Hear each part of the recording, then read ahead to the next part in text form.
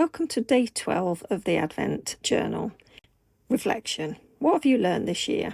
I've learned quite a lot this year, particularly creatively, and I'm going to make myself a little sewn book using a 3-hole pamphlet stitch, just like we did for this journal. And if you haven't seen the video for how to make the journal that I'm using, then watch the playlist that will be linked below this video. I'm stitching some paper from some Amazon packaging using embroidery floss, and that makes a nice little book that I can then journal in.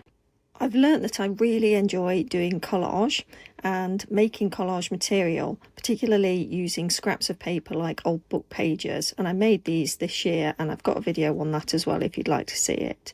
But I really enjoy reusing supplies, reusing things, giving it new life. So I particularly enjoyed using this collage material today to make a little book cover, and I really enjoyed journaling inside it as well. I think this year I've learned that I don't need as much as I've got. I've got so many art supplies and craft supplies, and I've learned that I create better when I have limitations on what I'm using. So for example, limiting my colour palettes. I do produce things that I'm much happier with when I have fewer supplies to play with. So even though I really love having things available that I can just grab and go, actually when I'm creating I do need to place limitations on what I'm doing. So I've learned quite a lot about how I create, and I've really enjoyed doing this challenge because I put boundaries around my creativity, and that in itself can bring good results. So I think this year has been quite eye-opening for me. I've released quite a lot of my art supplies that I didn't need, and I've definitely learned that I just